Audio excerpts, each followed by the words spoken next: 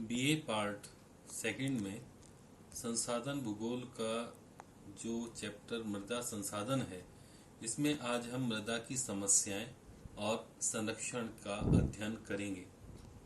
हम जानते हैं कि संसार में कृषि उत्पादन प्रत्यक्ष रूप से मिट्टी पर आधारित है। पशुपालन और वन उद्योग भी अप्रत्यक्ष रूप से मिट्टी पर ही आधारित होता है। मिट्टी द्वारा उत्पादन के व्यवसायों में विश्व की लगभग 80% जनसंख्या लगी हुई है, लेकिन वर्तमान समय में मिट्टी संबंधी कई समस्याओं का सामना करना पड़ रहा है। इसमें है भूमि क्षरण या सॉइल इरोजन। इसके दो प्रकार हैं, वायु अपरदन और जल अपरदन। यानी उपजाऊ मिट्टी के कण वायु तथा जल के द्वारा जब परिवहित हो जाते हैं तो ये सॉइल इरोजन कहलाता है। दूसरा है अपक्षालन या निक्षालन, लीचिंग, यानी कि पानी के द्वारा जो घुलनशील तत्व हैं वो घुलकर बह जाते हैं और इस तरह से उसकी पोषकता में कमी आती है। ये अपक्षालन कहलाता है। तीसरा है जल भराव। जिन क्षेत्रों के अंदर अत्यधिक सिंचाई होती है वहां पर पानी लगातार जल स्तर ऊपर उठता जाता है, वहां पर सेम जैसी समस्या का सामना करना पड़ता है। और उर्वरता ह्रास, यानी कि लगातार मिट्टी के अंदर उर्वरता या पोषक तत्वों की मात्रा कम होती जाती है। और अगला है मृदा प्रदूषण या मिट्टी का प्रदूषण। जब मिट्टी के भौतिक तथा रासायनिक गुणों में अवांछित परिवर्तन होते हैं कि उसकी उर्वरता बहुत घटती जाती है, ये मृदा प्रदूषण कहलाती है।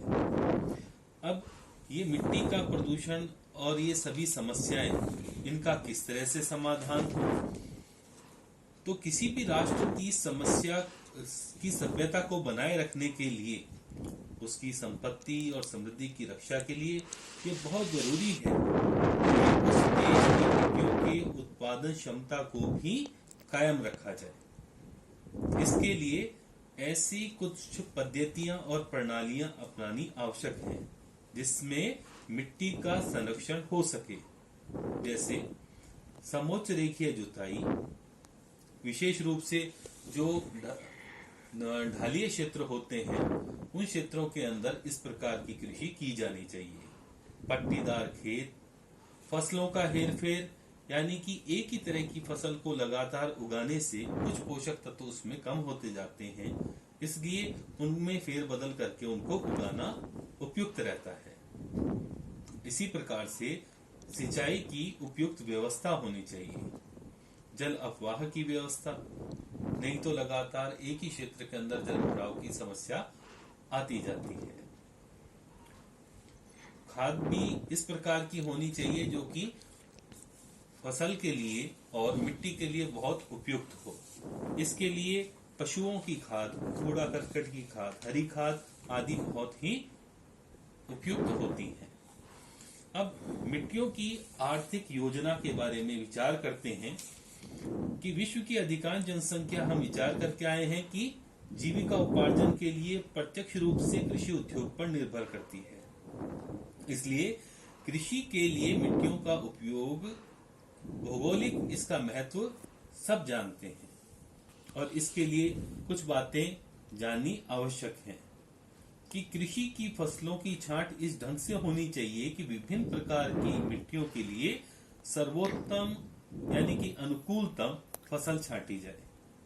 और कृषि की प्रणाली या मेथड या पद्धति का विकास इस प्रकार का हो कि भूमि की उत्पादकता हमेशा बनी रहे।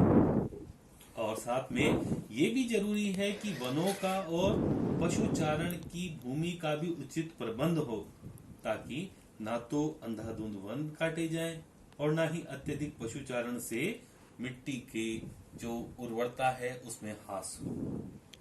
इस तरह से कुछ परीक्षणों के द्वारा यह ज्ञात हुआ है कि विभिन्न प्रकार की मिट्टियों के लिए विभिन्न फसलें उपयुक्त होती है। जैसे लाल पीली मिट्टी कृषि डेयरी फार्मिंग के लिए उपयुक्त मानी जाती है। प्रेरी और स्टेपी मिट्टियां गेहूं और मक्का की यांत्रिक कृषि के लिए उत्तम होती है। और नदियों की काप मिट्टी हम सब जानते हैं, जलवायु के अनुसार विभिन्न प्रकार की कृषि फसलों के लिए उपयुक्त होती है। तो इस प्रकार से आज हमने मृदा की समस्याएं, संरक्षण और इसकी आर्थिक योजना के बारे में विचार किया। धन्यवाद।